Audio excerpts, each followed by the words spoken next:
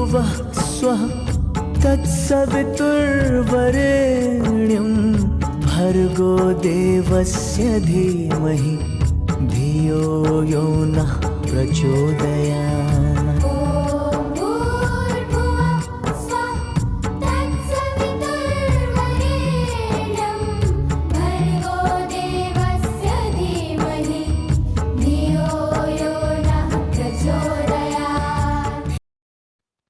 सर्वप्रथम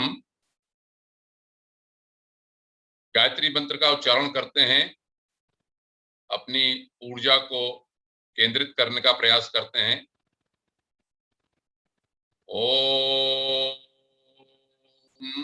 भूर्भुवः स्वः तत्सवितुर्वरेण्यं भर्गो देवस्य धीमहि धियो यो नः प्रचोदयात्।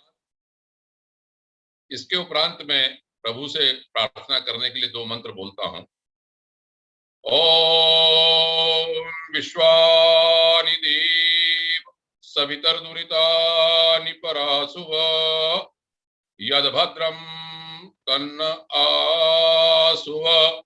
ओम अग्नि नयसुपधारायै अस्मान् विश्वानि देव वयुनानि विद्वान् यो योध्यस्मज्जुहुराणमेनो भूयिष्ठान्ते नम उक्तिं विधेम। हे समस्त जगत के उत्पादक प्रकाश स्वरूप परमात्मन, हमारे अंदर जो भी बुराइयां हैं, दुर्व्यसन हैं या बाधाएं हैं हमारे जीवन में, उन सबको दूर करो और जो कल्याणकारी है वो हमको प्राप्त हो। हे प्रगतिशील, आगे ले जाने वाले अग्नि स्वरूप परमात्मन, हमको अच्छे मार्ग से ले चलो, सब समृद्धि को प्राप्त कराओ। इस मार्ग में जो भी बाधाएं हैं उनको हम दूर करो। हम आपको बार बार नमस्कार करते हैं। आज मैं जिस महापुरुष के बारे में बोलने का प्रयास करने जा रहा हूं उसको मैं प्रणाम करता हूं। उसके लिए एक श्लोक बोलता हूं। अनेक मार्ग सिद्धाय सर्वधर्म स्वरूपिणे अवतार वरिष्ठाय राम कृष्णाय ते नमः। अनेक मार्गों की सिद्धि को प्राप्त करने वाले, सर्वधर्म के स्वरूप, अवतार के रूप में आने वाले रामकृष्ण, आपको मैं नमस्कार करता हूं। साथियों, विद्वत श्रोतागण, मातृशक्ति, सर्वप्रथम मैं श्री अरविंद शर्मा का आभारी हूं।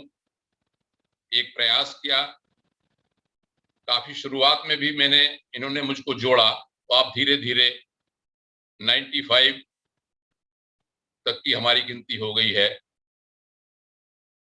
धीरे धीरे देखिए ये प्रयास इस तरह से गुरुदेव की कृपा साक्षात सामने है कि एक व्यक्ति यदि प्रयास करे और सन्मार्ग में चले तो कितना बड़ा एक आंदोलन खड़ा कर सकता है। ये बहुत बड़ा एक काम है जो कि रोज हमारे अरविंद शर्मा जी ने रोज ढूंढ के किसी तरह से सब लोगों को जोड़ा और इस मार्ग को आगे बढ़ाया। तो मैं उनको शुभकामनाएं देता हूं, बधाई देता हूं। इसके साथ ही साथ जो श्रोतागण इसमें नियमित रूप से जुड़ते हैं, 20 करीब श्रोता तो ऐसे हैं जो जुड़ते ही जुड़ते हैं, बाकी तो विषयानुसार या रुचि के अनुसार आते हैं। तो श्री बागी शर्मा जी उनमें स्थायी लोगों में हैं, नागपाल जी हैं, हमारे A.K. मिश्रा मेरे साथी हैं, P.K. मिश्रा जी भी मैं देख रहा हूं। जैसे इसमें S.C. सिंह साहब बहुत विद्वान हैं, भदौरिया साहब विद्वान हैं, तो उन सबको मैं प्रणाम करता हूं। उनका भी बहुत सहयोग है। यदि ये 20 लोग 22 लोग जो स्थायी हैं वो न होते तो ये यात्रा आगे न चलती। इसमें कठिन विषय भी कहे गए, सरल विषय भी कहे गए, और कल तो बागी शर्मा जी ने कवि सम्मेलन का संयोजन करके बहुत ही अच्छा माहौल बनाया, एक अच्छी दिशा में ले गए, जिससे कि लोग उसको एक हल्के फुल्के मनोरंजन की दृष्टि से भी देखते हैं। अस्तु, मैं पहले एक बार में आदि शंकराचार्य के ऊपर बोल चुका हूं। आदि शंकराचार्य की आयु 32 वर्ष रही। इसी क्रम में मैंने उस समय कहा था कि चैतन्य महाप्रभु हुए 1485 से 1533 तक, उनकी आयु रही 48 वर्ष। विवेकानंद जी के बारे में जानते हैं, उनकी आयु रही 39 वर्ष। स्वामी दयानंद रहे 59 वर्ष। उसी कड़ी में मैं जिस महापुरुष के बारे में बोलने जा रहा हूं, इनकी आयु रही 50 वर्ष से कुछ अधिक। 17 फरवरी 1836 से 15 अगस्त 1866। मैं प्रायः ये समझता हूं कि श्री रामकृष्ण परमहंस का नाम लेते ही प्रायः लोग ये कहेंगे कि ये सब विवेकानंद जी के गुरु रहे हैं और काली के उपासक रहे हैं। इतना मैं मोटे तौर पर समझता हूं। लेकिन आज मैं प्रयास करूंगा इनके जीवन के विभिन्न पक्षों को उजागर, मतलब थोड़ा बताने का, प्रकाश डालने का, जिससे मैं ये बताने का प्रयास कर सकूं कि ये क्यों, जैसे हमारे अरविंद शर्मा जी ने कहा कि उन्होंने क्यों लिखा कि सारे मार्ग एक जैसे हैं, सब धर्म पर चलना चाहिए, सबको पता लगना चाहिए। तो बस मैं जब इनकी जीवनी प्रारंभ करूं तो सबसे पहले मैं आग्रह करूंगा कि किसी पूर्वाग्रह से, किसी उपासना के पूर्वाग्रह से ग्रसित होकर आप लोग इस बात को न सुने, बल्कि इस बात को सुने कि उन्होंने अपने जीवन में उतार कर जो दिखाया वो किस तरह का कमाल था, कैसे अद्वितीय व्यक्तित्व था। अब बात ये आती है, पहले मैं ये बताता चलूं इसको, कि इनकी सामग्री, प्रामाणिक जीवन की सामग्री मैंने कहां से ली, या आपको जानना चाहिए कि किन महत्वपूर्ण लोगों ने इनके बारे में लिखा। आप में जो भी थोड़े संस्कृत से संबंधित होंगे वो मैक्स मूलर का नाम जानते हो। मैक्स मूलर एक ऐसा विद्वान हुए जर्मनी के, बाद में ये ब्रिटेन में इन्होंने चले गए, जिन्होंने संस्कृत के शुरू के एंशिएंट बुक्स को ट्रांसलेट किया। उसमें उपनिषद भी थे, गीता भी थी, और ऋग्वेद के ऊपर भी कुछ भाष्य उन्होंने लिखा। हालांकि विदेश में टी.एन. ग्रिफिथ और व्हिटनी का नाम ऐसा आता है जिन्होंने वेदों के ऊपर लिखा। तो आपको ये जानकर आश्चर्य होगा, मैं समझता हूं बहुत कम लोगों को ये पता होगा, कि श्री रामकृष्ण की जीवनी लिखने वालों में पहले थे मैक्स मूलर। कैसे हुआ, मैंने इसके बारे में जानने का प्रयास किया। 28 मई 96 को मैक्स मूलर ने बुलाया श्री विवेकानंद जी को अपने घर। वहां मुलाकात हुई। उसके बाद जो भी चर्चाएं हुई हों, इन्होंने 1898 में रामकृष्ण की जीवनी लिखी। देखिए आश्चर्य की बात है कि हमारे यहाँ का एक महापुरुष, उसकी जीवनी मैक्स मूलर ने लिखी। यद्यपि मैक्स मूलर का देहांत 1900 में हो गया, 76 वर्ष की आयु में। उसके उपरांत एक और सोर्स है, रोमियो रोला। आपने नाम सुना हो यदि, फ्रेंच के एक बहुत बड़े राइटर है रोमियो रोला। उन्होंने लिखी रामकृष्ण की जीवनी। रोमियो रोला ने लिखा कि मैं उन व्यक्ति से कभी नहीं मिला, लेकिन विवेकानंद जी से सुन के और उनके और सोर्सेज जो मठ के थे उनसे मैंने प्राप्त करके रोमियो रोला ने लिखा। रोमियो रोला महोदय ने, फ्रेंच के बहुत बड़े राइटर हैं, उन्होंने 3 जीवनियां लिखी। एक राम विवेकानंद जी पे, एक गांधी जी पे, और एक श्री रामकृष्ण परमहंस पे।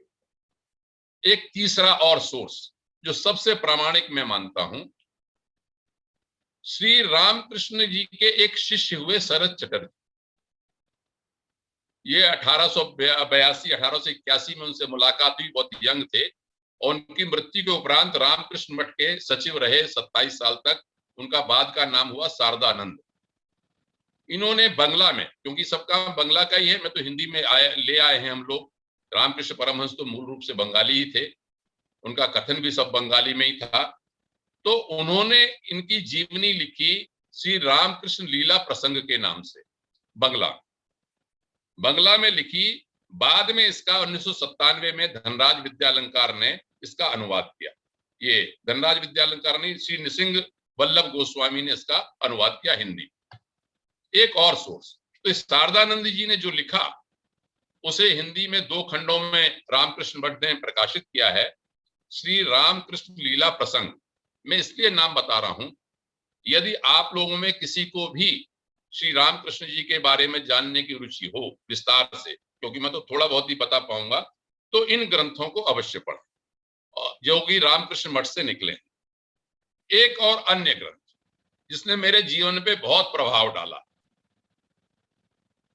82 से 86, जैसे मैंने बताया 86 में रामकृष्ण परमहंस का देहांत हो गया। 82 से 86 तक 4 वर्ष तक बहुत से भक्त उनके पास रहे। उनमें एक थे श्री महेंद्रनाथ गुप्त। वो एक विद्यासागर हाई स्कूल था, उसके प्रधानाध्यापक थे। मास्टर उन्हें कहा जाता था, प्यार से उन्हें मास्टर ही कहते थे। वो आया करते थे रामकृष्ण परमहंस के बाद मिलने के लिए यदा कदा।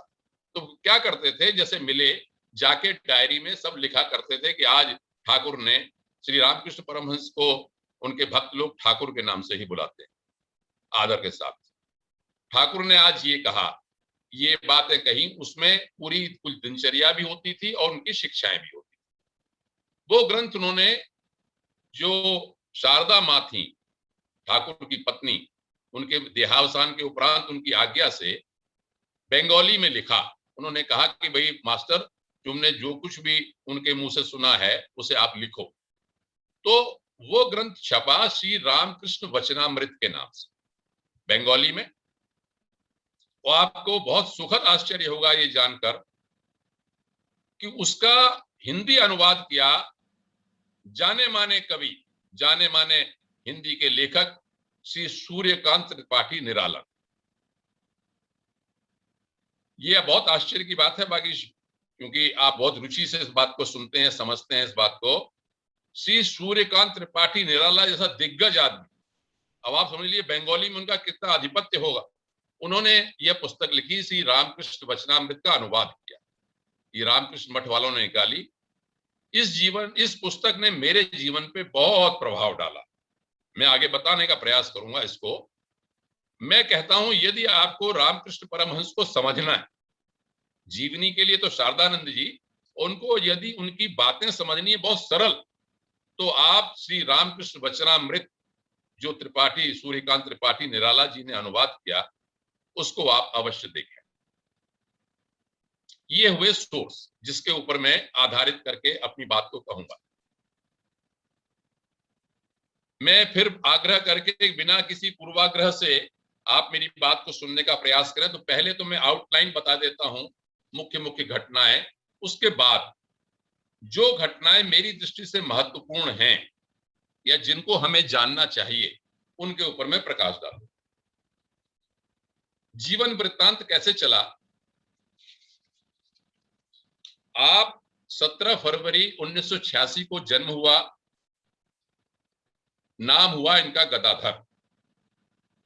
अंत तक गदाधर ही चलते रहे। बाद में हम जब जाने तो मैं बताऊंगा रामकृष्ण परमहंस कैसे, रामकृष्ण कैसे नाम इनका पड़ा। मैं यहां पर ये बता दूं, इनके पिता की आयु 60 वर्ष की थी उस समय जब इनके पैदा हुए। उनके पिताजी कहते हैं गया धाम गए हुए थे। उनके पास पहले ही संतानें थी। इनके जो सबसे बड़े भाई राम कुमार थे, वो 31 वर्ष का आयु थी जब ये पैदा हुए, इतना अंतर था। तो गया धाम जब गए थे, आप जो लोग, सब लोग गया गए होंगे, प्रायः मेरे ख्याल से सभी लोग गए होंगे। वहां विष्णु पद हैं, विष्णु के जो पद हैं, वहां पर उनको ये स्वप्न हुआ, ये अनुभव हुआ कि मैं तुम्हारे यहां जन्म लूंगा। 60 वर्ष की आयु। इसी तरह का अनुभव उनकी पत्नी को भी हुआ। तो जब ये लौटे, बाद में कुछ समय बाद इनका अवतरण हुआ, तो ये माना जाता है कि ये दिव्य पुरुष, कोई दिव्य आत्मा थी जो कि ये अवतरित हुए। उसके उपरांत जब ये 6-7 वर्ष के थे, तो इनको एक अनुभव हुआ। अनुभव ये हुआ कि ये खेत में जा रहे थे, तो इन्हें अचानक ये लगा जैसे कोई बादल उड़ रहे हैं, कुछ उड़ रहे हैं, तो इनको दिव्योन्माद जैसे कहते हैं। ये बेहोश होके गिर पड़े, तो लोगों ने समझा इनको कोई भूत प्रेत या कोई और हो गया है मामला, लेकिन उनको तभी उन्माद हुआ। तो मैं इस घटना को इसलिए पहले बताता हूं कि पुराने जन्म के संस्कार कहिए या प्रवृत्ति कहिए, इन पर पहले से ही प्रभाव था संवेदनशीलता का, बहुत ज्यादा संवेदनशील। अब मुख्य घटना आगे आगे मैं पहले आउटलाइन बता के फिर मुख्य बातें बताऊंगा। इनके बड़े भाई श्री राम कुमार चले गए कलकत्ता। कलकत्ता जाके उन्होंने संस्कृत का स्कूल खोला। श्री रामकृष्ण की आयु, मैं रामकृष्ण ही नाम लूंगा, गदाधर नाम नहीं लूंगा उनका। रामकृष्ण की आयु लगभग 16 वर्ष थी, उनको भी उन्होंने कलकत्ता बुला लिया। ये बात हुई 1852। देखिए 1836 से 1852 पे मैं पहुंच गया, और वहां पर 3-4 साल रहने के उपरांत रानी रासमणी, एक बहुत बड़े जमींदार हुए, उनकी विधवा पत्नी थी रानी रासमणी। रानी रासमणी का तो अगर आप गूगल उठा के देखेंगे तो देखेंगे कितनी बड़ी महान वो सामाजिक कल्याण करने वाली महिला थी। उन्होंने दक्षिणेश्वर मंदिर का निर्माण कराया। मैं उस बात में डिटेल में नहीं जाऊंगा, केवल ये महत्वपूर्ण है हमारे लिए कि जब दक्षिणेश्वर मंदिर की स्थापना हुई और उसके देव पूजा की बात आई, तो चूंकि रानी रासमणी हीन जाति की थी, कैवर्त जाति की थी, तो प्रायः जो कर्मकांडी ब्राह्मण थे उन्होंने उससे बचना चाहा कि हम यहाँ पर जाके इनके हम कैसे अपना कर्मकांड का कार्य करें। खैर एनी हाउ, राम कुमार जी तैयार हुए, इनके बड़े भाई, ये वहां पर गए। उसी के साथ ही साथ हमारे रामकृष्ण जी का भी उस मंदिर में जाना हुआ। मैं यहाँ पर एक बात ये बता दूं कि आप इस बात को देखेंगे कि रामकृष्ण जी की साधना या उनकी सोच या उनकी परिपक्वता में कैसे परिवर्तन हुआ। आप ये समझिए कि वो इतने कर्मकांड वाले थे कि जब उनको वहां पर पहले तो उनको काली का श्रृंगार करने का काम दिया गया, बाद में राधा गोविंद का जो मंदिर था उसका पुजारी बनाया। तो शुरू की अवस्था में वो वहां भोजन नहीं करते थे मंदिर का। रानी रासमणी का जो मंदिर था, जो उनसे उनको भिक्षा मिलती थी, उसको नहीं करते थे। कच्चा सामान लेके अलग से अपना खाना बनाया करते थे। आप कोई इसमें पूर्वाग्रह न करें, मैं बताऊंगा धीरे धीरे कैसे साधना में परिपक्वता आती है, साधना का विचार कैसे होता है, अन्न शुद्ध हो सत्व शुद्धि का वाला कैसे एक परंपरा है। खैर, तो ये काली का श्रृंगार करने लगे।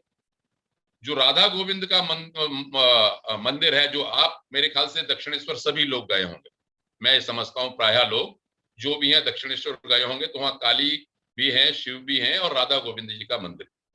तो राधा गोविंद जी का विग्रह कोई ले जा रहा था साथ में, तो वो खंडित हो गया, उसको जोड़ा, लोगों ने कहा कि इसकी उपासना नहीं होगी। खैर, हमारे रामकृष्ण जी ने कहा कि मैं इसकी उपासना करूंगा। मैं इस पक्ष को आपसे आग्रह करता हूं, ये देखते चलिए कि जो ये प्रसिद्ध है हमारे मन में कि वो केवल काली के उपासक थे, आगे चलेगा आपको कि वैष्णव किस प्रकार थे। खैर, राधा माधव की उपासना करने लगे। उपासना करते करते उसके बाद उनको ये हुआ कि जब राम कुमार जी की तबीयत खराब होने लगी बड़े भाई की, तो ये हुआ काली का उपासक कोई चाहिए। तो उन्होंने विधिवत एक केनाराम भट्टाचार्य शाक्त थे, उनसे शाक्त मंत्र की दीक्षा ली। यह है विशेषता रामकृष्ण परमहंस की कि जिस मार्ग पर चले उस मार्ग को दीक्षित हुए पक्का अपनी साधना करके। जब उन्होंने उसकी दीक्षा ली शाक्त की, तब उन्होंने काली की उपासना प्रारंभ। प्रथम दर्शन हुए, मैं इसको बाद में डिटेल में बताऊंगा, इसमें समय के अनुसार मैं एक आउटलाइन बता देता हूं, इसको मैं लूंगा अवश्य। एक घटना जो बहुत महत्वपूर्ण हुई, उसके उपरांत जब उनको उन्माद हो गया, प्रथम घटना में बता ही देता हूं इसमें क्या हुआ कि आप उनका अनुराग देखिए कि काली की जब वो पूजा करने लगे तो और लोगों से उनका भिन्न दृष्टिकोण था। भिन्न क्या था कि वो ये चाहते थे कि मुझे ये देवी दर्शन दे, देवी जो है मुझे ये प्रकट हो मेरे ऊपर, मुझे बताए कि भाई मैं हूं, मेरी बातों को सुन रही है, समझ रही है कि नहीं समझ रही है। आप ये समझ लीजिए, जब राधा गोविंद जी का ये दर्शन करते थे या पूजा करते थे उससे पहले, तो आपने देखा होगा अंग न्यास, करण न्यास वगैरह करते।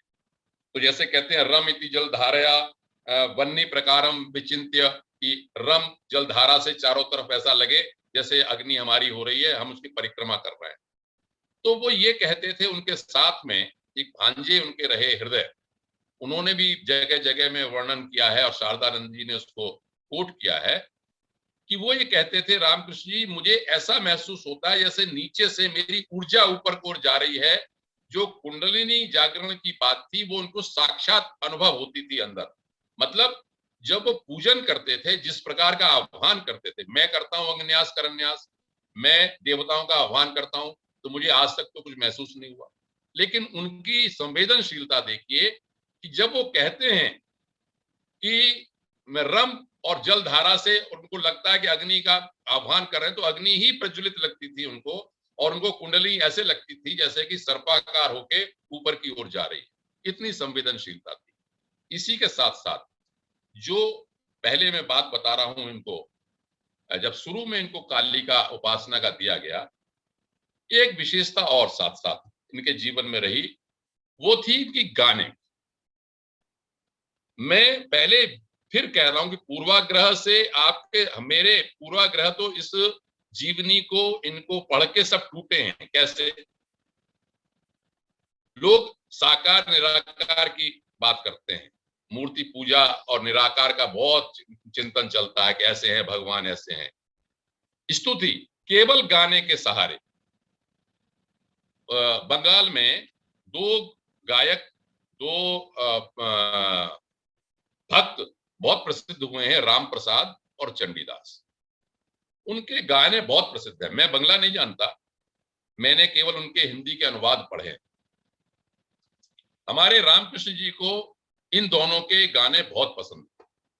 तो बेसिकली ये गायक, देखिए स्तुति वाला मामला, चैतन्य महाप्रभु वाली जो पद्धति है, वो जो इष्ट के रूप में गाने का मामला। तो ये कहते हैं कि उनके श्रीमुख से रामकृष्ण जी ने बताया एक बार कि एक बार व्याकुल होकर वो गाना गा रहे थे। उस गाने का हिंदी का अर्थ ये था कि माँ, मैं जो तुझे इतना पुकार रहा हूं, क्या तू कुछ भी नहीं सुन रही है? राम प्रसाद को तूने दर्शन दिया है, मुझे क्या तू दर्शन नहीं देगी? आप उनकी वो देखिए, संवेदनशीलता देखिए। ये मैं पहले की स्थिति बता रहा हूं, जब शुरू शुरू में इनको काली का पुजारी का काम दिया गया। और ये कहने लगे, रामकृष्ण परमहंस ने बाद में बताया कि माँ का दर्शन न होने से मुझे बहुत यातना होती, बहुत अंदर पीड़ा होती थी। माँ मुझे दर्शन क्यों नहीं दे रही है, माँ मुझे दर्शन क्यों नहीं दे रही है? और ऐसा लगता था जैसे कि मुझे कोई निचोड़ दे रहा, व्याकुल था। तो मैं बाद में कहूंगा, बानियों ने बाद में कहा है कि सबसे बड़ी महत्वपूर्ण भगवान को पाने के लिए, दर्शन करने के लिए व्याकुलता, सब कुछ छोड़ के 16 आने व्याकुलता होनी चाहिए। तो जब मैं, वो कहते हैं रामकृष्ण परमहंस ने अपने भक्तों से कहा कि जब मैं बहुत तड़फने लगा कि मुझे मां नहीं दर्शन दे रही है, तो ऐसे जीवन का क्या लाभ? लिखा हुआ है, शारदानंद जी ने लिखा है इनकी जीवनी। और मैं दौड़ा तो देखा, मैं एक तलवार रखी हुई थी, खड्ग रखा हुआ था उनके मंदिर में, और मैं पागलों की तरह से, रामकृष्ण परमहंस कहते हैं, मैं दौड़ा और दौड़ के मैं खड्ग को पकड़ने ही जा रहा था कि अंत में बेसुध होकर गिर पड़ा, और बेहोश होकर गिर पड़ा। उसी समय सहसा मुझे अद्भुत दर्शन। क्या हुआ? दूसरे दिन, 2-3 दिन हो गए कि मेरे मन में तो एक आनंद, घनीभूत आनंद का स्रोत का प्रवाह हो रहा था, और मुझे लगा कि ये मां की ही उपलब्धि थी। इस घटना के उपरांत रामकृष्ण जी के जीवन में बहुत परिवर्तन आया। घर वालों को ये लगा कि इसके भूत भी, ये बिल्कुल अपना बेसुध रहने लगे, इनको होश ही नहीं था सामान्य प्रक्रिया में कि इनको कोई भूत प्रेत का असर है। इनको घर बुला लिया गया और घर बुला के इनका विवाह कर दिया गया। ये यहाँ पर बताता चलूं मैं कि जब विवाह हुआ तो इनकी 24 वर्ष की आयु थी। इतना सब कुछ होते हुए भी इन्होंने, कहते हैं, विरोध नहीं किया। जब बहुत ढूंढा ढांडी हुई तो उन्होंने खुद बताया एक दिन ध्यान से अपने कि फलाने घर चले जाओ, वहां पर मेरे योग्य जो कन्या है वो मेरे वहां पर है। तो 5 वर्ष की कन्या जो थी शारदा मणि जी, उनसे इनका विवाह हुआ। उसी समय यही पद्धति थी इनके पिताजी का विवाह भी जब हुआ था तब भी वो 7 वर्ष की थी इनकी माँ और इनके पिताजी 23 वर्ष के। तो विवाह हुआ इनका, उसके बाद फिर 1-2 साल रहे वहां पर। 2 साल रहने के उपरांत फिर ये लौट के दोबारा से कलकत्ता आए। अब इनका दूसरा फेज शुरू होता है। अब समय हो रहा है तो मैं सोचता हूँ साथ-साथ में बताता ही चलूंगा मैं मामले को, क्योंकि समय कम है और मुझे बताना ज्यादा चाहिए। सर समय पूरा ले लीजिए, कोई दिक्कत नहीं है। कोई बात नहीं। तो मतलब महत्वपूर्ण घटना जो मुझे बड़ी उद्वेलित करती है वो मैं जरूर बताना चाहता हूं। जब ये दोबारा लौट के आए तो ये हो गया 1861 1862। 1862 से लेके 66 तक बड़ा महत्वपूर्ण जीवन इनका ये रहा। ये बड़ी महत्वपूर्ण घटनाएं हुई हैं। मैं इनको जो उनका संदेश है वो भी साथ साथ चलेगा, लेकिन मैं इसको बताना चाहूंगा क्योंकि आप लोगों को भी बड़ी इसमें लगेगा कि कमाल की बात है। 1862 में कहते हैं ये अपने भांजे के साथ बैठे हुए थे, हृदय राम के साथ। तो गंगा किनारे आपने देखा हुआ दक्षिणेश्वर में गंगा के किनारे ही है, और वहां पर दूर इनको दिखाई पड़ा कि एक महिला, सन्यासिनी महिला, युवा महिला, प्रौढ़, कोई 40-45 साल की, वो वहां पर है। तो इसने अपने भांजे से कहा कि जाओ तुम उनको बुला के लाओ। तो भांजे ने कहा ये क्या बात हुई मामा जी, आप तो ये महिला को बुलाने कह रहे हैं कि नहीं, तुम जाओ तो मेरे बारे में कहना कि मैं बुला रहा हूं। यहां से इनकी साधना पद्धति प्रारंभ होती है दूसरी। पहले का जो फेज 61 का था वो था अनुराग वाला, पुराने जन्मों के संस्कार वाला, या कोई साधना एक तीव्रता की ओर न जाने वाली, बगैर साधन के अपने मन से गाना, अपने मन से भाव से रहना, वही साधना का भाव था। अब साधनाएं प्रारंभ होती हैं 62 से। तो वो महिला आई और उन्होंने देखते ही कहा, अरे बाबा तुम यहाँ हो, मैं तो तुम्हारी बहुत दिनों से प्रतीक्षा कर रही थी, मैं तो तुम्हें ढूंढ रही थी। तो भैरवी ब्राह्मणी के नाम से वो महिला का वर्णन आता है। एक महत्वपूर्ण चीज है इसमें, वो वैष्णव, ये भी बात जाननी चाहिए। प्रायः हम ये जानते हैं कि जब हम तांत्रिक उपासना करते हैं तो शाक्त होता है, तो शाक्त भी होता है, वैष्णव भी होता है और शैव भी होता है, सभी तरह की साधनाएं होती हैं। तो वो महिला ने ये कहा कि मुझे मैं क्या कहते हैं, अपने जीवन में 3 लोगों को मुझे साधना करनी थी, सिद्धि अपनी देनी थी, तंत्र की साधनाएं। तो उनमें 2 लोगों को मैं दे चुकी हूँ। एक को तो मैंने, जो ऐसी गुटिका की सिद्धि उसने कर ली थी मेरे से, जो अदृश्य हो जाता था, बाद में सुख दुख अपने सिद्धि के चक्कर में पड़ गया, उसका पतन हो गया। दूसरे का भी वर्णन आता है चंद्र का। तीसरे आप हो, मैं आपको कुछ तांत्रिक सिद्धियां या तांत्रिक अनुष्ठान कराना चाहता हूं। तो उन्हें अच्छा, पहले कुछ 2-4 दिन रहे, फिर उनका रहने का इंतजाम किया। उनका अच्छा मैं माँ से पूछ, ये कमाल की बात है, हर बात वो यही कहते थे, मैं माँ से पूछे बिना कुछ नहीं करूँ। तो जब वो ध्यान में गए अपनी समाधि अवस्था में, तो उन्होंने ये कहा कि हाँ, मुझे माँ ने कह दिया कि मैंने ही भेजा है तुमको। तो यहां से तंत्र साधना प्रारंभ होती है। तंत्र साधना, मैं जैसा कह रहा हूं कि हम सब लोगों के लिए आजकल जो बहुत बुद्धिजीवी लोग हैं, तार्किक लोग हैं, वो इसकी आलोचना करते हैं। ठीक है, एक पक्ष में जब आप सुपरफिशियल होते हैं तो आलोचना करना उचित है, लेकिन रामकृष्ण परमहंस ने अपने जीवन में 64 प्रकार की जितनी तंत्रों साधनाएं थी, तंत्र की साधना 3 प्रकार की है, एक पशु भाव की, एक वीर भाव की, एक दिव्य भाव। पशु भाव माने क्या, कि हम काम वासना हमारे अंदर है, क्रोध है हमारे अंदर, द्वेष है हमारे अंदर, हमें उच्चाटन करना है, उत्कीलन करना है, शत्रु को मारना है, उस समय हम तंत्र साधना करते हैं। एक होता है वीर भाव। उस समय जब मैंने पढ़ा है जितना भी, कलकत्ते में इसकी बहुत प्रचलन था। भैरवी चक्र का अगर आपने कभी पढ़ा हो, जिसे आप वाम मार्ग कह देते हैं कभी कभी, उसका बहुत प्रचलन था। वीर भाव माने क्या है, जहां साधक एक साधिका को, भैरवी को लेके साधना करता है और शिव और शक्ति का भाव रखता है, तब वो साधना करता है, जिसे बहुत से लोग कहते हैं पंचमकार की साधना। और इसको आप सब लोग, हम सब लोग हीन मानते हैं। रामकृष्ण परमहंस ने भी अपने सभी लोगों को इसका नहीं बताया कभी कभार बताते थे और न सब लोगों के लिए कहते थे, लेकिन उन्होंने ये साधनाएं की। अब उनकी साधना कैसी थी? रामकृष्ण परमहंस की साधना में और औरों की साधना में आप अंतर समझें। एक तीसरा और होता है दिव्य भाव। दिव्य भाव में, वीर भाव में काम क्रोध जो होता है वो शिव और शक्ति के रूप में प्रयोग होता है कि हम जो कुछ भी कर रहे हैं अपनी वासनाएं हम शिव और शक्ति के लिए जो कुछ कर रहे हैं। और दिव्य भाव में काम क्रोध इत्यादि लोभ है इनका सबका नष्ट हो जाते हैं, ये सब होते ही नहीं, उसमें उच्च अवस्था होती। वो ब्राह्मणी वीर भाव की साधना।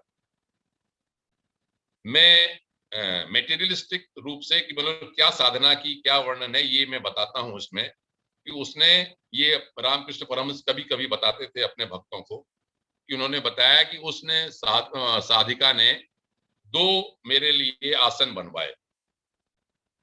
मुझे भी इंटरेस्ट लगा, आपको भी लगेगा। एक पंचमुंडी, एक त्रिमुंडी आसन।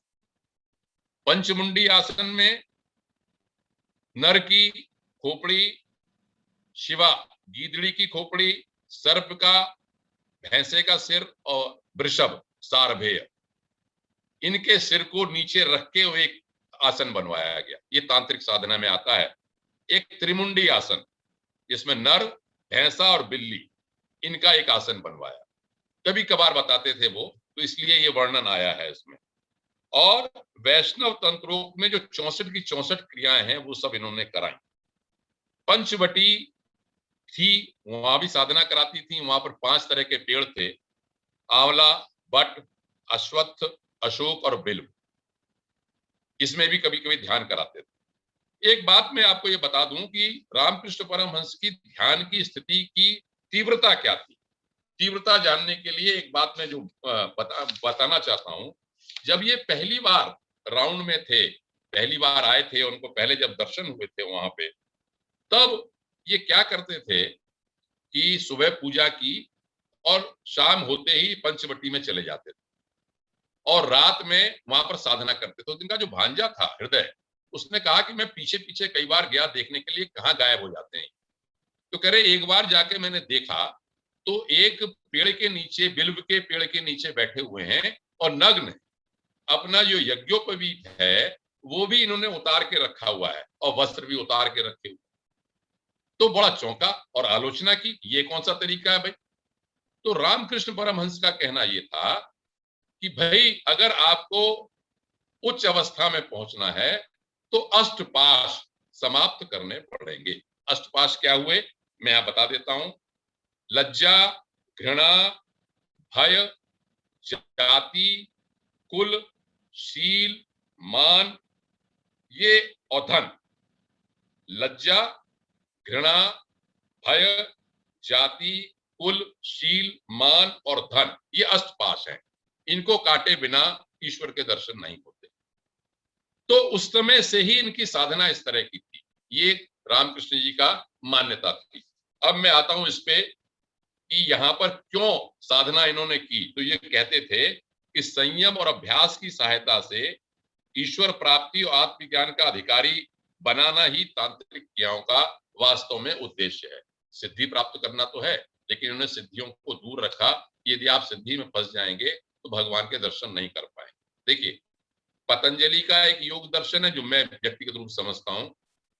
यम, नियम, आसन, प्राणायाम, प्रत्याहार, धारणा, ध्यान, समाधि का एक वो रास्ता है। एक रास्ता ये भी है। अब इसमें एक जो पराकाष्ठा है उसमें खुद उन्होंने बताया कि आप रामकृष्ण परमहंस की स्थिति देखिए। मैं इसको भी बता दूं कि जब इनका विवाह हुआ, ये रामकृष्ण परमहंस के बारे में कहा जाता है कि इन्होंने अपनी की पत्नी के साथ कभी भी शारीरिक संबंध नहीं बना। पत्नी भी इनकी शुरू में समझ गई, बाद में जब बड़े होकर दोबारा से आए कि इनकी स्थिति ऐसी नहीं है, इनको ध्यान में ही चले जाते थे ये। तो कहने का मतलब ये है कि इन्होंने ये कहा कि 2 चीजें नहीं होनी चाहिए ईश्वर प्राप्ति के लिए। जो सन्यास में या जो आगे बढ़ना चाहता है, कामिनी और कांचन, इन दोनों का इन्होंने हमेशा वर्जित बताया।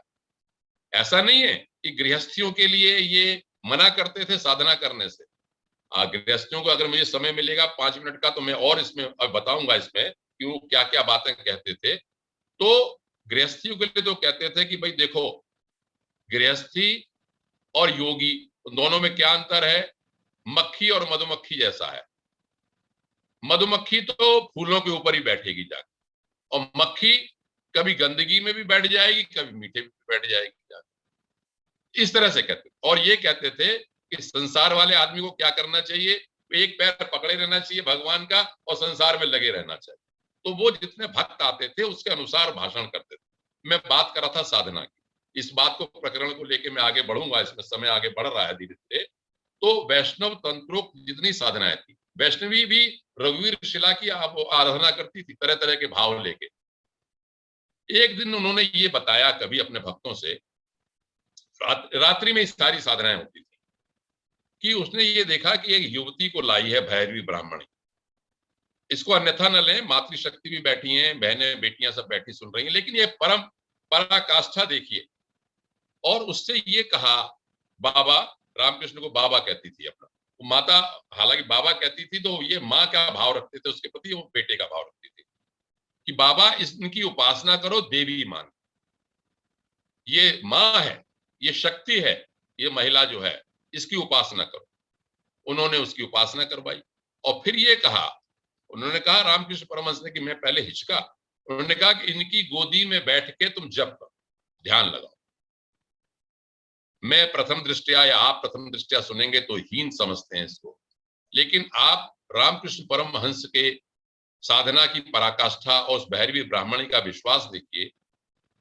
तौलने के लिए देखिए, बातें कहने की नहीं, रामकृष्ण परमहंस का सारा जीवन प्रैक्टिकल है, व्यावहारिक है, उन्होंने करके दिखाया है, इसलिए मैं उसका महत्व देता हूं उनको।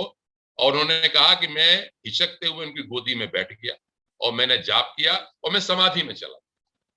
घंटों लग गए, पूरी रात बीत गई। तो भैरवी ब्राह्मणी ने कहा, बाबा तुम उत्तीर्ण हो गए हो, मैंने बहुत लोग देखे हैं इस कदम पे आते ही मुश्किल से जाप कर पाते हैं, विरत हो जाते हैं, उनका ध्यान ही कहीं और चला जाता है, और तुम्हें तो ये पता ही नहीं कि तुम हो कहां पर, समाधि में चले गए। ये थी रामकृष्ण परमहंस की उच्च अवस्था।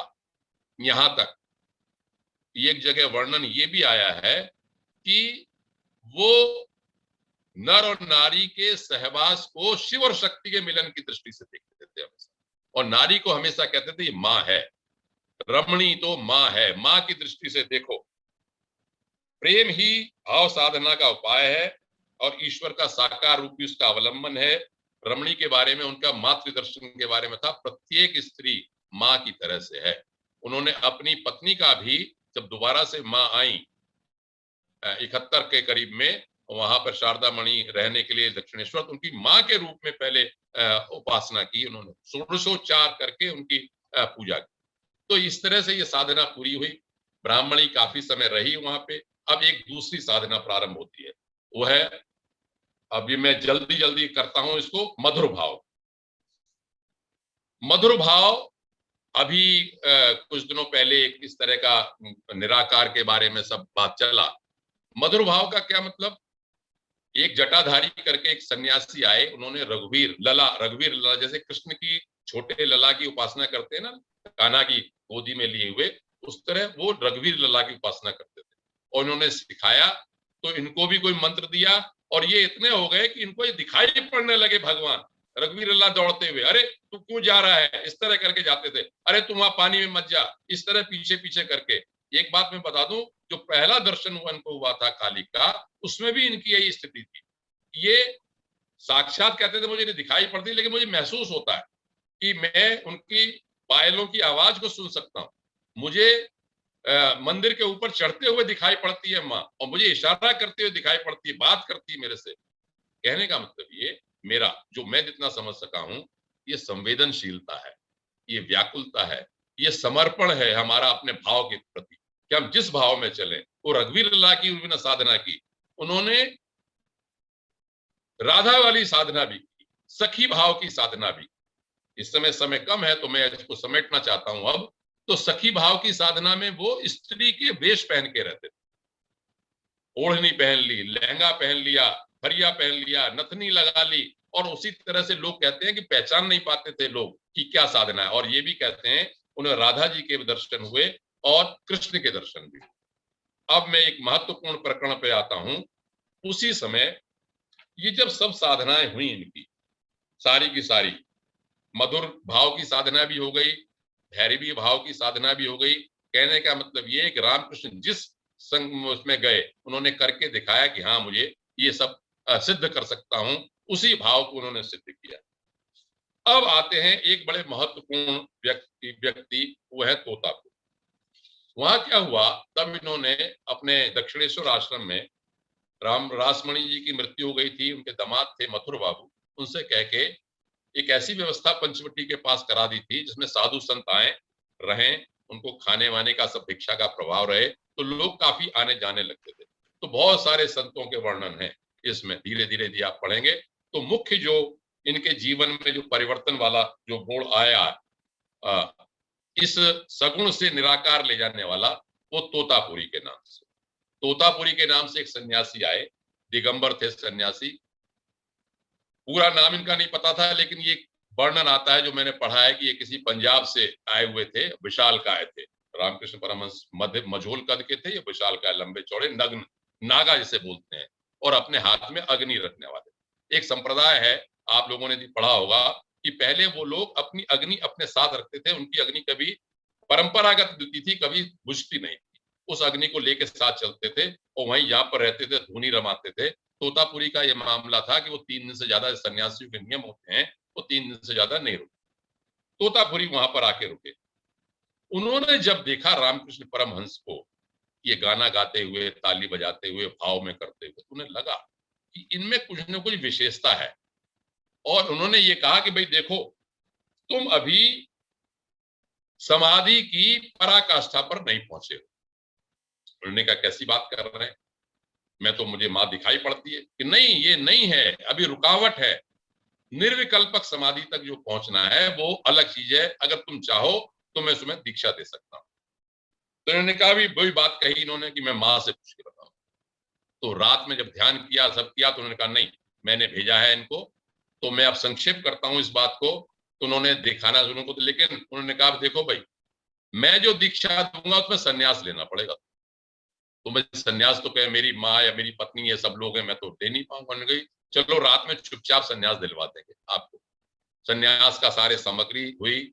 संन्यास में से आप लोग सब जानते हैं कि अपना श्राद्ध खुद ही करना पड़ता है, वृजा होम करना पड़ता है, शिखा का त्याग करना पड़ता है, यज्ञोपवीत का त्याग करना पड़ता है, ये सब कुछ हुआ। और उन्होंने उनको दिया, और ये कहते हैं कि तब उन्होंने नाम दिया इनको रामकृष्ण यहाँ पर, और इनको ध्यान करना सिखाया, और इनसे कहा होमाग्नि करने के बाद कि भाई तो अब ध्यान लगाओ। अब जब जैसे ही ध्यान लगाते थे तो ये वर्णन आता है कि काली सामने आती, देवी सामने आती, क्योंकि काली को पा सकते, देवी जी का चित्र सामने आता था। तो इन्होंने कहा तोतापुरी से कि नहीं भाई, मुझे तो अपने देवी ही दिखाई पड़ती है। तो उन्होंने कहा अरे, उन्होंने कहा मेरे से तो नहीं हो सकता। तो कहते हैं कि उन्हें गुस्से में कांच का टुकड़ा या कोई लकड़ी का टुकड़ा था, वो निकाल के इनकी आज्ञा चक्र पे जोर से लगा दिया, कैसे नहीं होगा तेरे से। और जैसे ही लगाया, उसके उपरांत कहते हैं रामकृष्ण परमहंस ने बाद बताया, मुझे ऐसा लगा जैसे किसी ने खड्ग से मेरी देवी को हटा दिया हो सामने से, और मैं समाधि में चला गया। ये बिल्कुल सत्य है, कई किताबों से, पुस्तकों 2 से पढ़ा है मैंने। इसमें अभी इनका महेंद्र नाथ गुप्तवाली का वर्णन मैं नहीं कर पाया हूं ज्यादा, कि 3 दिन तक समाधि में रहे, जब रहे, जिस कमरे में थे उसमें बंद करके चले आए। 3 दिन तक लोग यहाँ पर परेशान हो गए कि कहाँ चले गए हैं वो। उन्होंने जाके एक दिन देखा तोतापुरी ने, तो उन्होंने कहा अरे 40 साल जिस चीज को लग गए मुझे समाधि की निर्विकल्पक अवस्था में जाने में, 3 दिन के अंदर रामकृष्ण परमहंस उस स्थिति में पहुंच गए। तो मैं इस महापुरुष के बारे में बताना चाहता हूं। तो बाद में 3 दिन बाद उनको फिर जो उनको क्रियाएं आती थी वापिस करने में आए। लेकिन कहते हैं तोतापुरी जो 3 दिन नहीं रुकते थे, 11 महीने रुके। यहाँ पर एक बात और मैं कहता चलूं, रामकृष्ण परमहंस का इतना प्रभाव इन लोगों पे पड़ा कि भैरवी ब्राह्मणी जो वीर भाव की साधना करती थी, बाद में इनके प्रभाव से काफी समय रही, उसमें चली गई वृंदावन, और वहां दिव्य भाव की साधना में चली गई। इतना प्रभाव रामकृष्ण परमहंस का पड़ा। और तोतापुरी जी पे क्या प्रभाव पड़ा, ये इसकी मजाक उड़ाया करते थे कि तुम क्या ताली बजाते रहते हो, गाना गाते रहते हो। उसके बाद भी जब ये ऊपर की अवस्था से नीचे आ गए तो फिर वही अवस्था में आ गए। तो खैर हंसने लगे, माँ करेगी अपने आप भी दिखाएगी। एक बार ये कहते हैं कि तोतापुरी जी को पेट का दस्त लग गया, अतिसार का रोग हो गया। मतलब माँ को अपना प्रभाव दिखाना था, इतने ज्यादा हो गए कि ये चलने फिरने में मजबूर हो गए। इनको अपनी ताकत पर, संयम पे इतना घमंड था कि कहते थे अरे क्या सच्चिदानंद रूपा शिवो हम, शिवो हम, क्या होता है, मेरा नियंत्रण है पूरा शरीर पे। जब इन पे नियंत्रण नहीं बचा तो ये कहते हैं तोतापुरी कि मैं आत्महत्या करने के लिए गंगा जी में चल पड़ा। और गंगा जी में जैसे जैसे बढ़ता जा रहा था, रात का समय था, मैं बढ़ता गया, मुझे दूसरा किनारा दिखाई पड़ने लगा। अचानक ही मुझे दिखाई पड़ा, एकदम दिव्य प्रकाश दिखाई पड़ा। तब मेरी समझ में आया, मैं वापिस आया। तब से मैं इस बात को मान गया कि नहीं, बिना शक्ति के ये कहना बेकार है कि शक्ति की साधना नहीं है। शक्ति का अपना महत्व है। शिव और शक्ति के बिना, दोनों के मेल के बिना सब नहीं हो सकता। खैर 11 महीने बाद वो वहां से चले गए। इसके उपरांत अब कहानी शुरू होती है। 82 से लेके 83 तक तरह तरह के इनके शिष्य आए। इनका जो क्या कहते हैं मुलाकात हुई अपने शिष्यों से, वो ही इनकी विवेकानंद जी वगैरह, ये सब 80 से 81 से मिले। लास्ट के 4 साल आप ही समझ लीजिए। रामकृष्ण परमहंस की जो, रामकृष्ण परमहंस के रूप में जो लोग आए सब 81 से 86 के बीच में 85 तक आए। 84 में इनकी तबीयत खराब होने लगी। फिर 85 के बाद 84 में इनको कैंसर हो गया। इनके शिष्य सब लोग गए, दूसरी जगह ले गए। इनका देहावसान हुआ, शरीर छोड़ दिया। उसको इनके शिष्य लोग ज्यादा नहीं बताते हैं। अब मैं कुछ बातें यहाँ पर बताना चाहता हूँ। कुछ बातें इसलिए बताना चाहता हूँ जिससे कि ये मजेदार बात हो जाए और ये लगे कि भाई रामकृष्ण परमहंस क्या कहते थे, क्या उनके मुख्य बात क्या क्या थे। देखिए, रामकृष्ण परमहंस, एक तो मैंने बताया राम प्रसाद जी के गाना गाते थे, उनके सब बात कहते थे। और ये कहते थे, कुछ उनको गाने बहुत प्रिय थे, उनके बारे में तो है ही। लेकिन इनकी जो संदेश वाली बात आती है जीवन से, एक तो ये कि आप ये नहीं कह सकते कि कौन सा रास्ता नहीं चला। सब रास्ते, वो कहते हैं कि जो अरविंद शर्मा जी ने कहा कि सारे धर्म हैं, आपको चलने के लिए केवल व्याकुलता चाहिए और उसमें श्रद्धा और विश्वास चाहिए। क्या कहते थे गृहस्थियों के लिए? वो क्या कहते थे कि ईश्वर नाम, सत्संग और निर्जन स्थान पर जाकर ईश्वर की चिंता करनी चाहिए। भगवान कब मिलते हैं? अब 2-3 मिनट रह गए हैं, मैं इसको जो मुख्य मुख्य बात मुझे लग रही है वो चलिए ठीक है। तो अच्छा किया बागी जी ने मुझे इशारा कर दिया कि 5 मिनट में और बोल सकता हूँ। अच्छा 10 मिनट बोल सकता हूँ। चलिए, अब देखिए सुंदर बातें जो अपील करती हैं मुझको। जीवनी है, बहुत अच्छी तरह बताई जा सकती है। और भी अंतिम जो निर्वाण है, चूंकि कष्ट में गए, अंत की बात एक बात आ दूंगा। अच्छा हुआ कि जब इनके गले में कैंसर हो गया तो इनके भक्तों ने कहा, भगवान तुम ठाकुर, तुम तो अपने ठीक करा सकते हो, देवी से ठीक क्यों नहीं कराते? अरे नहीं नहीं। उन्होंने कहा अच्छा, जब बहुत जोर दिया तो अगले दिन बड़ा गुस्सा होके आए। अरे तुम लोग मुझे किस रास्ते पर ले जाते हो? मैंने रात में मैंने कहा माँ से, माँ तूने क्या मेरे गले में करा दिया, इसे ठीक कर दे, मेरे से खाना भी नहीं खाया जाता। तो मैंने कहा, माँ ने मेरे से कहा, ये देख तेरे पास इतने चेले, इतने भक्त बैठे हुए हैं, ये कौन खाना खा रहा है? ये तू ही तो खाना खा रहा है, मैं ही खा रही हूं उसमें। तो मुझे दिखाई पड़ा कि सब में देवी है, सब में भगवान है, मैं ही तो भोजन कर रहा हूं। मैं इस बात को कहना चाहता हूं कि विश्व रूप दर्शन की बात हम सब करते हैं। यो माम पश्यति सर्वत्र, जो मुझे सब जगह देखता है, इसकी बात हम सब करते हैं, ये थ्योरेटिकल करते हैं। रामकृष्ण परमहंस में मुझे ऐसा महापुरुष दिखाई पड़ता है जिसके गले में दर्द होते हुए भी उसने ये महसूस किया कि नहीं, माँ ने कहा सब लोग खा रहे हैं इसलिए कुछ नहीं, इसकी परवाह नहीं करते, इसलिए महान है मेरी दृष्टि में और आप सबकी दृष्टि में। ऐसा महापुरुष नहीं मिलेगा। इन्होंने ये कहा कि भगवान कैसे मिलते हैं। अब गृहस्थियों की बात आती है। देखो भैया, विषय पर विषयी की, पुत्र पर माता की, पति पर सती की, ये तीनों चाह एक होकर जब मिले तब ईश्वर का जब प्रयास हो तो मिलते हैं। इतनी चाहना होनी चाहिए, व्याकुल होकर पुकारना चाहिए। और केवल भांग भांग कहने से नशा नहीं चढ़ता। बहुत अच्छी बातें हैं। ये महेंद्र नाथ गुप्त की जो पुस्तक में आप पढ़ेंगे तो वो साधारण से उदाहरण देके ही सारी बात करते थे। कहते थे केवल भांग भांग कहने से नशा नहीं चढ़ता भैया, भांग को लाना पड़ता है, घोटना पड़ता है और पीना पड़ता है। तो जब तक तुम इस जो बात ऐसी सिंह साहब ने कही थी कि प्रैक्टिकल, आपने भी कही थी बागी जी ने कि प्राणायाम प्रैक्टिकल कराएंगे, मेरा पूरा अनुभव अभी तक के, मैं बहुत पुस्तकें पढ़ी, सब कुछ शास्त्र बोल सकता हूं, उससे कुछ नहीं होता। भगवान नहीं मिलेगा, भगवान करने से, उतारने से मिलेगा, सरलता से मिलेगा। यही रामकृष्ण परमहंस ने अपने जीवन से करके दिखाया कि इस तरह से है।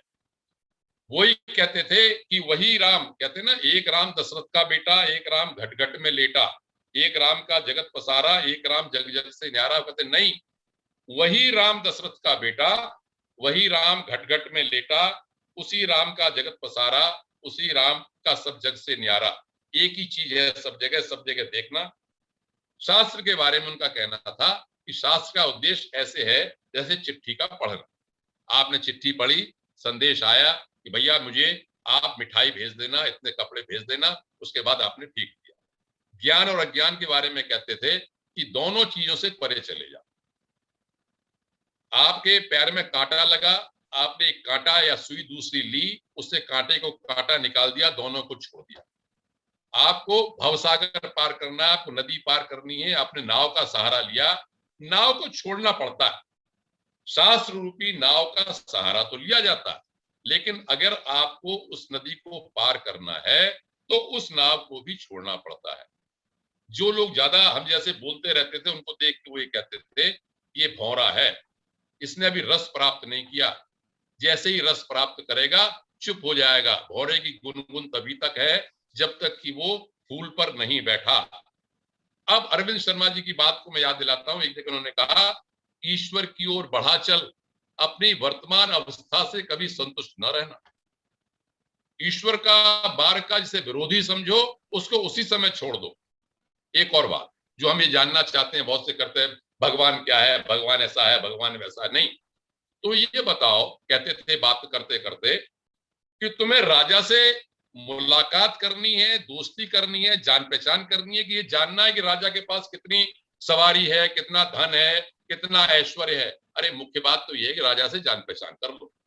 इस चक्कर में मत पड़ो, जान ही नहीं पाओगे। तुम ये ही नहीं जान पाओगे भगवान क्या है। वो कहते थे भगवान तो क्या है कोई कह ही नहीं सकता, ये अवसर है।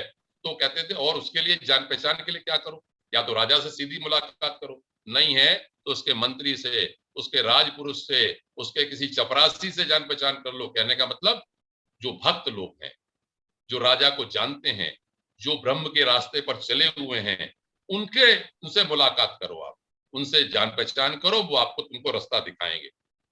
फिर सब कुछ जानना, उन्होंने कहा भी गंगा स्नान करना है, ये उदाहरण देते थे। तो गंगा स्नान करना है, क्या आप गंगोत्री से लेके गंगा सागर तक के पानी में स्नान करोगे? अरे बीच में कहीं भी मिल जाए वहीं डुबकी लगा लो। कहने का मतलब यह है कि डुबकी लगाओ, और बिना डुबकी लगाए किनारे बैठे रहने से कुछ नहीं होगा। और ये अमृत का जल इस तरह का है कि आपको इसमें डूबोगे तो अमर हो जाओगे, कुछ नहीं होगा। ये कहता है कि मुंह से नहीं बताया सकता। और सत्य वचन, ईश्वर पर निर्भरता, स्त्री को माता के समान देखना। मैं काफी कुछ बता सकता हूं इसमें, साकार निराकार के बारे में कहते हैं, वो साकार भी हैं, निराकार भी हैं। एक भजन विवेकानंद से सुनते थे, शुरू वाला तो भजन और था, जो राम प्रसाद का भजन था। तो माँ का रूप आप भाव देखिए कि माँ घने अंधकार में भी तेरा रूप चमकता है। मेरी माँ काली नहीं है, इसीलिए योगी पहाड़ की गुफा में अंधेरे में निवास करता हुआ तेरा ध्यान लगाता है। उस अनंत अंधकार की गोदी में, वो अनंत अंधकार क्या है? महानिर्वाण का हिलोर, चिर शांति का परिमल जल लगातार बह रहा है। महाकाल का रूप धारण करके तू अंधकार का वस्त्र पहन के माँ समाधि मंदिर में तू अकेली बैठी हुई है। माँ तू कौन है? तेरे अभय चरणों में प्रेम की बिजली चमकती है, तुम्हारे चिन्ह में मुखमंडल पर हास्य विराजमान है। ओ माँ अंतर्यामिनी, तू मेरे हृदय में जाग रही है। जब सब मैं सो रहा हूं तब भी तू जागती है, और दिन रात मुझे अपनी गोदी में लिए वो बैठी हुई। तो कहते शास्त्र का सार जान लो, यह सार आनंद की कुटिया है। इस तरह के सब उदाहरण देते हुए एक और उदाहरण देते हैं कि भैया भगवान से तुम जबरदस्ती कर सकते हो, बिल्कुल आपका अपना है, उससे जबरदस्ती करके बिल्कुल जिद करो उसे, वो अपने आप ही दर्शन देंगे। और अंत में मैं अब बात को अपनी समाप्त करता हूं, बहुत आनंद आ रहा है मुझको। एक बात वो कहते, भैया काली ही ब्रह्म है, ब्रह्म ही काली। जिसे तुम ब्रह्म कहते हो उसे मैं काली कहता हूं। जब वो निष्क्रिय होता है तो ब्रह्म है, और जब सक्रिय होता है तो वो काली है। ये काली काली नहीं है, चिदानंद रूपिणी है। साथियों, मैं समाप्त करने से पहले बहुत आभार प्रकट करता हूं, लेकिन मैं भी इस बात को कहता हूं कि श्री रामकृष्ण परमहंस को और पढ़िए, जितना पढ़िए। मैं इस पुस्तक की, जो महेंद्र नाथ गुप्त की पुस्तक है, इसकी मैं रोज आवृत्ति करता हूँ, थोड़ा थोड़ा पढ़ता हूँ, 6 या 7 बार आवृत्ति करता हूँ। जितनी बार पढ़ता हूँ अंडरलाइन करके, सरल सरल चीजें, सरल सरल मार्ग रामकृष्ण परमहंस ने अपने को दिखाया है। ये सब इनको ध्यान करें। और मुख्य बात यह है कि सरल बने, व्याकुलता बने, बिना करे कुछ नहीं होगा। और भगवान सबके हैं, सबके पास हैं, सबको दर्शन देगी माँ, चाहे निराकार कहिए साकार। एक और बात कहता चलूं, एक जगह बड़ा चैप्टर में पढ़ रहा था कि बुराई मत करो साकार वालों की, इसकी निराकार वालों, सब ठीक है, आप चल के तो देखो, साकार भी निराकार में चला जाता है, निराकार भी साकार में चला जाता है। तो बस मेरा यही अंत में संदेश है रामकृष्ण परमहंस की ओर से कि रास्ते में चलो, श्रद्धा रखो, समर्पण रखो और व्याकुलता रखो, और इस जीवन में भगवान के दर्शन का अवश्य अवश्य प्रयास करो। भगवान सबका कल्याण करेंगे। मैं रामकृष्ण परमहंस के चरणों में प्रणाम करता हुआ अपनी बात को आज समाप्त करता हूँ। धन्यवाद आदरणीय आनंद पांडे साहब। आज आपने जो रामकृष्ण परमहंस का जीवन वृत्तांत और संदेश सुनाया, और काफी ऐसे पहलू को और किताबों का अध्ययन करके बताया जो वास्तव में हमने भी नहीं सुने थे। और आपने पूर्व में कहा कि पूर्वाग्रह होकर ना सुने, तो ये बहुत अच्छा रहा। मैं अंत में एक बात कहना चाहूंगा सर, कि आपने लास्ट में कहा कि काफी कुछ बता सकता हूं, आखिर आपने वक्त में कहा, और बहुत आनंद आ रहा है। तो हमारा एक निवेदन है विक्रम आपसे, क्योंकि 20 सितंबर तक हमारी सब क्लासेस बुक है, तो 21 सितंबर का टाइम हम आपसे आएंगे। तो हमारा एक निवेदन स्वीकार कीजिएगा, 21 सितंबर को दिन ट्यूजडे है, जो क्योंकि अभी इसके अंदर शेष रह जाता है, जिसमें कि स्वामी विवेकानंद के साथ और कोई बहुत से पहलू भी ऐसे रह गए हैं जो कि आप चाहते थे वो रह गए हैं। तो समय काफी है, तो हम उस दिन आपके ओजस्वी वाणी को दोबारा सुनना चाहेंगे। और मैं देख रहा हूँ काफी लोग हाथ खड़ा करके बता रहे हैं कि आपको अच्छा लगा, मतलब अगर अच्छा लगा है और लोग सब चाहते हैं, तो मैं फिर प्रयास करूंगा इसके बारे में बोलने का। जी हाँ, ना अच्छा लगना कोई वो ही नहीं है सर, आपकी ओजस्वी वाणी को तो सभी सुनना चाहते हैं सर। भाई साहब, मैं तो बहुत, आपने शायद देख भी रहे थे आप, मुझे कई बार मतलब ना वो कहते हैं झुरझुरी सी आ गई सुनते सुनते। मैं वागीश जी अपनी कोई वो नहीं करता। ये मेरी बिटिया बैठी है, ऐसे पता है कि जब मैं यदि इसको अपने पूरे मन से बोलूंगा तो बोलने का मुझे गला मेरा रुक जाता है। मैं इतना ज्यादा इससे प्रभावित हूँ। लेकिन चलिए, अच्छा लगता है, आनंदित आता है, रोमांच होता है, थोड़ा सा झुरझुरी आती है। वास्तव में बहुत रोमांचित हो गया था मैं तो। मुझे बड़ा अच्छा लगा कि नैब साहब भी मुझे दिखाई पड़ रहे हैं, नरेश जी, ये उसी मार्ग के हैं, बिल्कुल ही फक्कड़ मुझे लगते हैं, बिल्कुल अलमस्त लगते हैं। ये उनको पता नहीं कैसा अच्छा लगा, इनकी टिप्पणी भी मैं सुनना चाहूंगा। मुझे तो आपकी वाणी सुन के अच्छा लगता है, आप जब बोलते हो मुझे वही अच्छा लगता है। बड़े ध्यान से मैं सुन रहा था, इतने अच्छे से आप समझा रहे थे कि आपका तरीका ही सर अपना है। You got your own way of the telling the things. और पांडे जी, आपको इनका नैब साहब का ये पता चल गया कि ये किस तरह के हैं? हमें तो आज तक यही नहीं पता चला किस तरह के हैं। नहीं, मैं रीड कर पाया अभी। देखो जी जी जी, किसी को सकता नहीं, बहुत कह रहे हैं। जी जी, अरे बहुत अलमस्त शब्द नहीं कह सकता हूं, अलमस्त है। और मैं नैब साहब के शान में मैं एक गुस्ताखी करना चाहूंगा कि वो एक शेर था कि जिससे तेरा बयान सुनते हैं, नैब साहब सुन रहा हूं सर, बाकी लोग अनम्यूट कर लीजिए सर। जिससे तेरा बयान सुनते हैं, नित नई दास्तान सुनते हैं।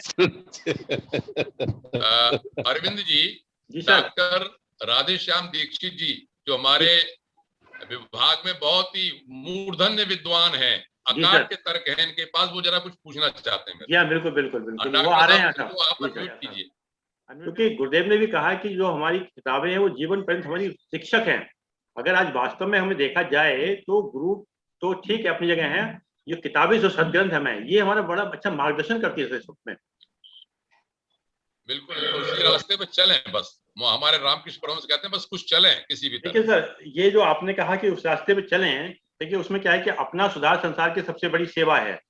हमने किसी को सुधारने का, क्यों गुरुदेव का एक थॉट है कि जब तक व्यक्ति स्वयं सुधरना न चाहे, भगवान भी बगल में बैठे वापस चले जाएंगे। तो वो चीज तो सब अलग है, क्योंकि ये हर व्यक्ति का एक अलग मार्गदर्शन है कि वो कितना सुधरना है।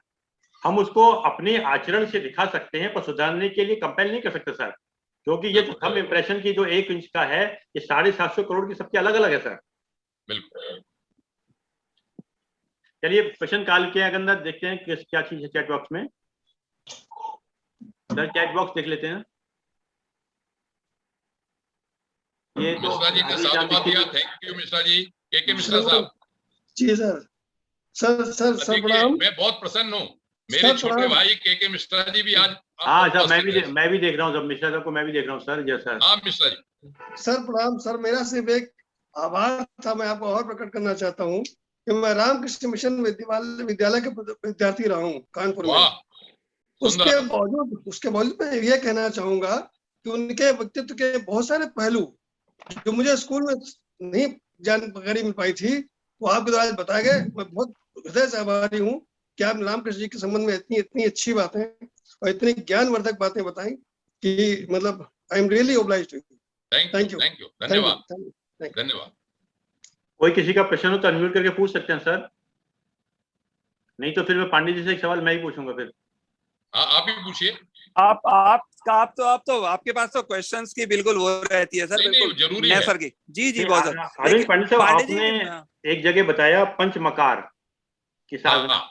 जी। तो मैंने अभी तक गुरुदेव के विषय में, एक गुरुदेव ने कहा था कि एक सच्चा जो मकार शब्द आया, तो गुरुदेव कहते थे बेटा अच्छे लोक सेवी के लिए 5 मकार से दूर रहना चाहिए। पहला मकार मंच, दूसरा माला माइक, मंच माला माइक मिठाई मान। मंच माला माइक मिठाई मान। वास्तव में अगर लोक सेवी है तो इनको हमेशा दूर रहना चाहिए। जी। आपने जो पंच मकार की साधना बताई, उस पर थोड़ा सा बताना अगर चाहेंगे तो। वो मैं पहले ही कहा था कि इसको जब मैं प्राइमरीली कहूंगा तो सब लोग इसको चौंकते हैं। ये वीर भाव की साधना में जो वैष्णव तंत्रोक्त साधना है, पंचमकार इसमें जो है वो है मध्यम मांसम च मीनम च मुद्रा मैथुनमेव च एते पंचमकारास्यो मोक्षदाहि युगे युगे। जब मैंने इसे कहा तो मैं तो ऐसी संस्था में पढ़ा हुआ हूं आर्य समाज में जहां इसका बहुत खंडन करता, लेकिन मैं जिस बात को कहा था शुरू में कि पूर्वाग्रह से न ग्रसित हूं, पशु भाव से करता है आदमी साधना, वीर भाव से करता है दिव्य भाव से। ये जो तंत्रोक्त साधना है इसमें इसका इन 5 चीजों का मध्य मांस मैथुन मुद्रा, ये जो 5 मकार है, ये 5 मकार मैंने कहे थे, इसलिए मैंने खोला नहीं उसको, कि खोलने की कोई आवश्यकता नहीं है। ठीक है। मैं केवल आदरणीय अपने महापुरुष रामकृष्ण परमहंस की जो तंत्रोक्त साधना थी वहीं तक सीमित रहना चाहता हूं। केवल इतना बता दूं, मैं एक बात याद आ रही है,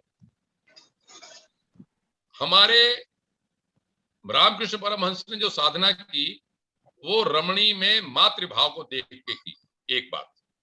दूसरी बात, उन्होंने कभी मद्य का सेवन नहीं किया, जिसे कारण बोलते थे। वो कहते थे मुझे सूंघने से देखने से ही भाव हो जाता था, मैं तो माँ को देखते ही उस भाव में चला जाता हूं। ये वैष्णवी ब्राह्मणी ने भी कहा कि बाबा तुम्हारे अंदर तो कमाल की चीज है।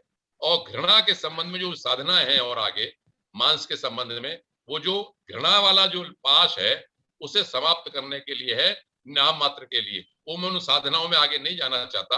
वो उस लेवल पर जब आदमी पहुंच जाता है तभी होना चाहिए वो पंचमकार उस संबंध में। ठीक।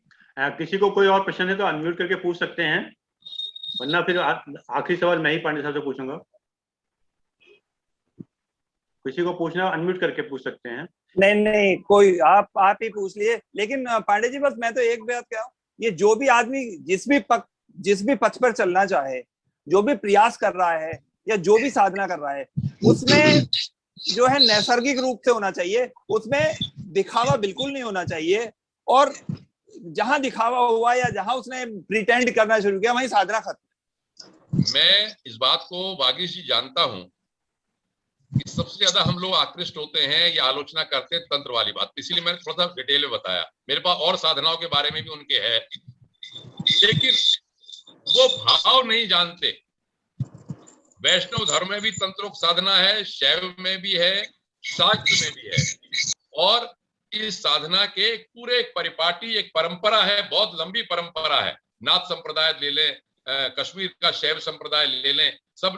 तो वो आपने बात सही की, भाव की बात है। मैंने पहले कह दिया, पशु भाव, वीर भाव और दिव्य भाव।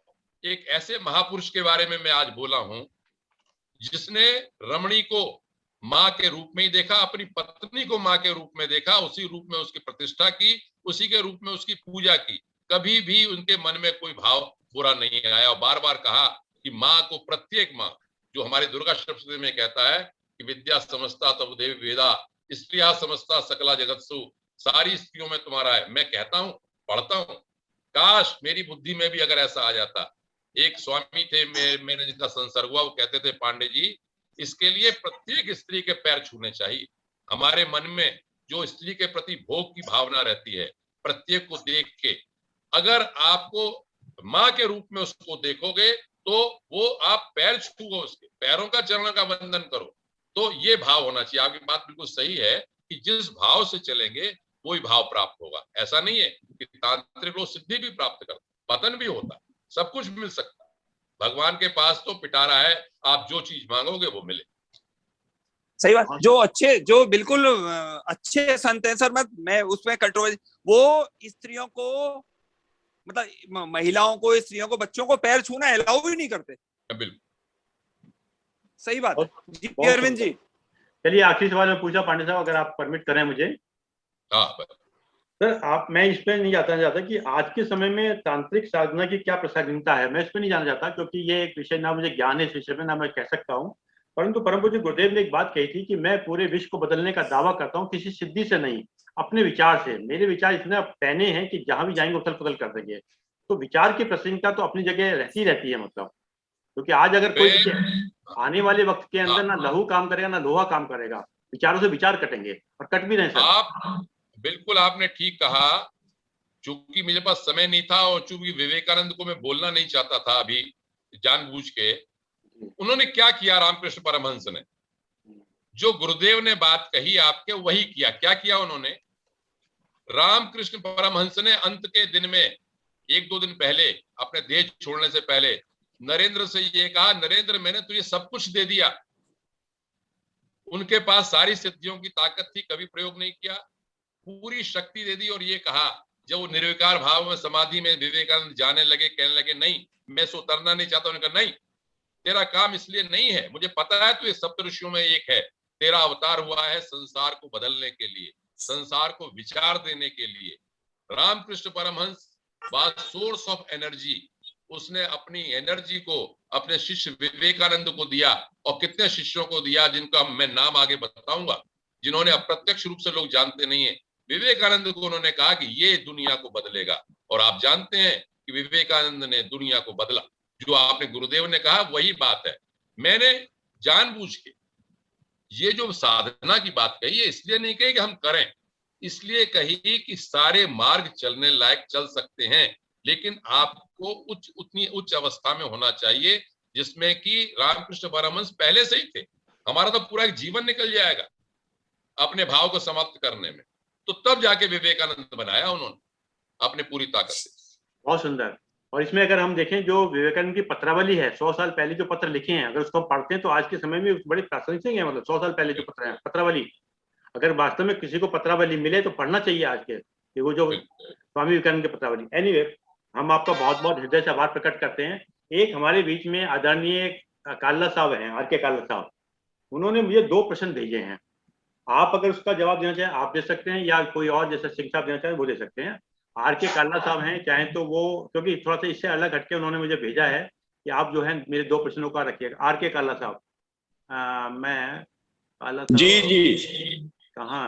हाँ जी, मैं पूछूं क्या? काल्ला आप तो हाँ जी, आपका सवाल मैं पढ़ के बताता हूँ। आपने लिखा है, I would like to have answer of my following query if time permits. सुषुप्ति और समाधि में क्या अंतर है? Difference between deep sleep and samadhi. पहला क्वेश्चन आपका यही है ना सर? जी बिल्कुल ठीक। या कुछ सुधार करना चाहे कर सकते हैं आप सवाल में? ना ठीक है, बिल्कुल यही क्वेश्चन है। आप रखना चाहिए, कोई और जैसा भी चाहें देखना। नहीं, उत्तर मैं दे सकता हूँ, लेकिन इस समय चूंकि वो विषय नहीं है, नहीं वो नहीं, इन्होंने जब समय होगा तो बिल्कुल दे दूंगा। और इसमें ऐसा नहीं कि, तो देखिए मैं न सुषुप्ति का ज्ञाता हूँ न समाधि का। सुषुप्ति तो जब है, जब हम जो मोटे तौर पे जब हम चले जाते हैं ऐसी अवस्था में जहाँ स्वप्न समाप्त हो जाता है, तो हमारी चेतन अवस्था बनी रहती है। हम कहते हैं भाई आज हम बड़े अच्छी तरह से सोए। और समाधि वो अवस्था है जिसमें कि अष्टांग योग में पातंजलि कहते हैं कि उस स्थिति में पहुंचना है, प्रत्याहार, धारणा, ध्यान, समाधि, जब हम सविकल्प और निर्विकल्प में पहुंचते हैं। ये थ्योरेटिकल बातें मैं शास्त्री बहुत बता सकता हूँ, लेकिन चेतना दोनों अवस्था में सोई रहती है ना जी। एक प्रश्न और था जो मैंने लिख के अरविंद जी को दिया था सुषुप्ति के बारे में। शर्मा जी, ये कारण शरीर की अवस्था है। अच्छा, ये पीएम सक्सेना साहब भी कुछ कहना चाहते हैं। ये आइए पीएम सक्सेना जी, उत्तर दे रहे।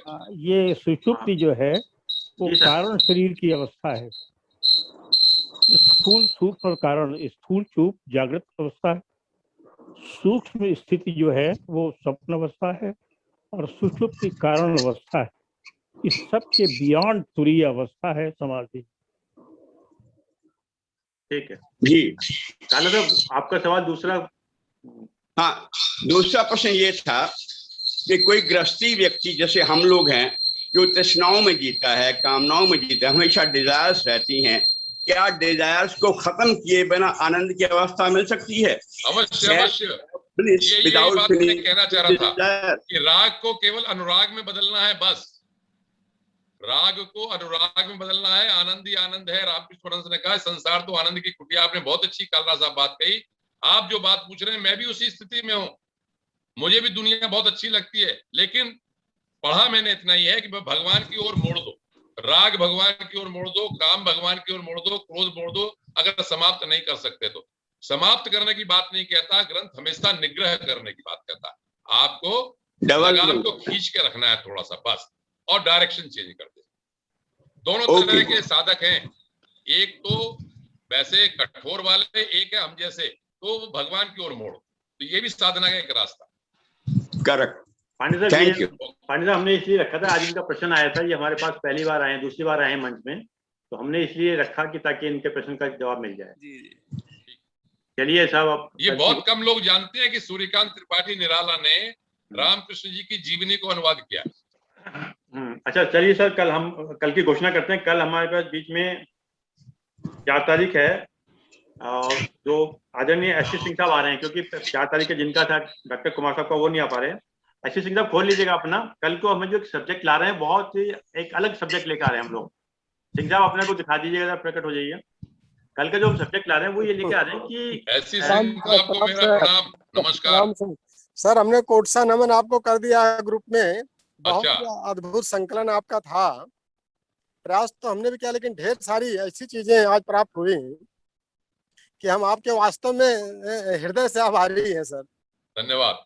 और कल वही जैसे हमने कहा था कि अरविंद शर्मा साहब का 11th हाउस में फोन आएगा कि कल आपको कुछ लेना है, तो कल अध्यात्म और विज्ञान दोनों की समन्वित प्रक्रिया आज के समय में सभी बच्चों से लेकर के और बड़ों तक आवश्यक क्यों है, तो थोड़ा सा उस पर कुछ भ्रांतियां जो समाज में चल रही हैं कि जो आज बुद्धिजीवी वर्ग है वो भी चाहता है कि हमारे बच्चे जो है गलती से अध्यात्म की साइड में न चले जाएं।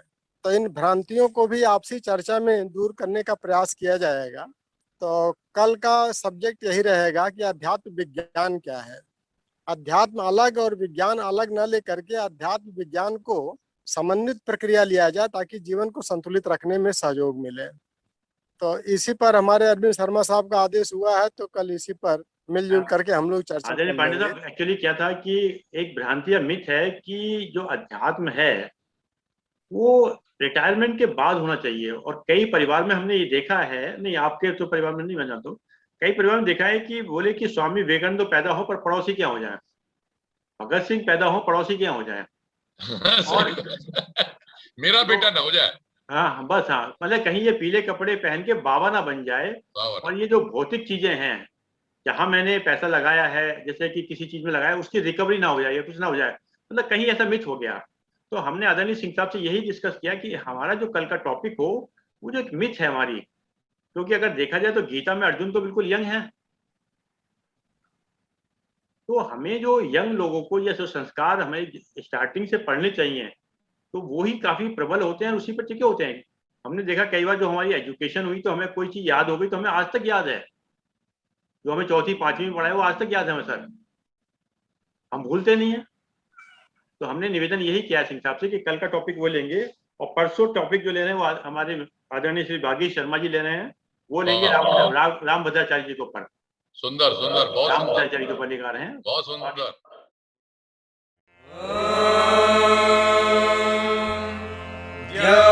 शान्तिरन्तरिक्षं शान्तिः पृथिवी शान्तिरापः शान्तिरोषधयः शान्तिः वनस्पतयः शान्तिर्विश्वे देवाः शान्तिर्ब्रह्म शान्तिः सर्वं शान्तिः शान्तिरेव शान्तिः सा